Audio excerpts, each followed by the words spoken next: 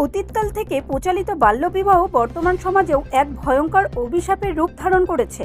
এই বাল্যবিবাহ রোধের বার্তা নিয়ে আজ ফটিকরাই বিধানসভার অন্তর্গত কাঞ্চনবাড়ি মাল্টিপারপাস হলে বিধায়ক তথা মন্ত্রী সুধাংশু দাসের উদ্যোগে ঊনকোটি জেলার শিক্ষা আধিকারিকের সহযোগিতায় আয়োজিত সচেতনমূলক কর্মশালার আয়োজন করা হয়েছে। উপস্থিত ছিলেন জেলা সভাপতি অমলেন্দু দাস, পঞ্চায়েত সমিতির চেয়ারম্যান সুমতি দাস, জেলা পুলিশ আধিকারিক অধিকর্তা সুধাম্বিকা আর মহকুমা শাসক NS চাকমা, জেলা শিক্ষা অধিকর্তা প্রশান্ত কিলিকদার এবং বিভিন্ন স্কুল থেকে আগত ছাত্রছাত্রী, ভাই বোন সহ বিভিন্ন এলাকার জনপ্রতিনিধিগণ। বাল্যবিবাহের মতো সামাজিক ব্যাধি নির্মূল করতে প্রশাসনিক হস্তক্ষেপের পাশাপাশি সমাজে সচেতন নাগরিক হিসাবে জাগ্রত হতে উপস্থিত সকলের কাছে আহ্বান জানান তিনি। 18 বছরের আগে বিয়ে দিয়ে দিচ্ছে গার্জিয়ান, এই সংখ্যাটা কিন্তু আমাদের গ্রামেগঞ্জে অনেকটাই কম। 18 বছরের আগে মেয়ের বাবা বিয়ে দিয়ে দিচ্ছে মেয়েকে, এই সংখ্যাটা কিন্তু অনেকটা কম।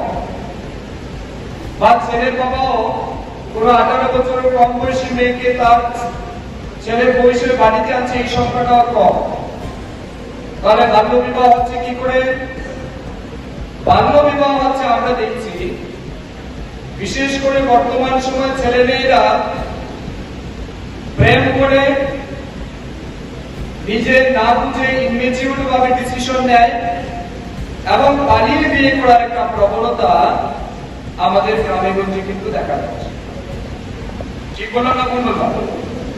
এখন ছেলে মেয়েরা নিজে থেকেই সিদ্ধান্ত করে তারা পালিয়ে বিয়ে করে দিচ্ছে।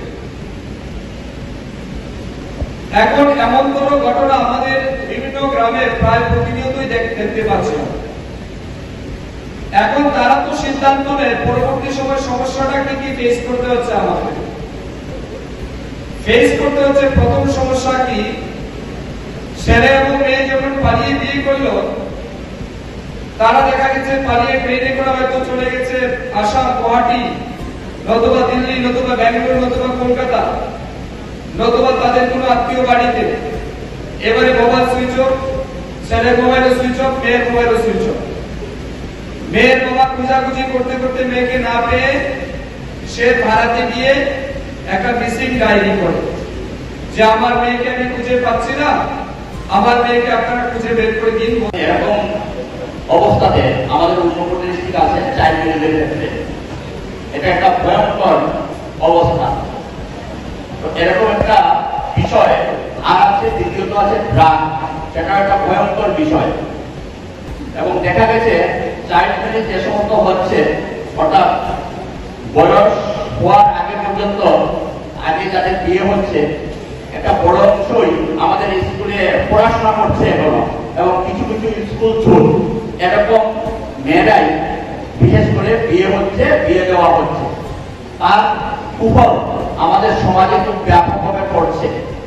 আমরা এই নিয়ে আমাদের ঊনকোটি ডিস্ট্রিক্টের সমস্ত বিদ্যালয়ে আমরা আলাদা করে অ্যাওয়ারনেস ক্যাম্প করছি। আমাদের প্রত্যেকটা এসডি স্কুল, হাই স্কুল এবং হায়ার সেকেন্ডারি স্কুলে আমরা বালিকা মঞ্চ করেছি। এখানে বিভিন্ন ক্লাসে একজন দুজন করে মেয়েরা থাকবে, 5 বা 7 জন বা 8 জনের একটা টিম হবে, এবং এই টিমের লিডার হবেন ওই বিদ্যালয়ের একজন দিদিমণি বা লেডি টিচার।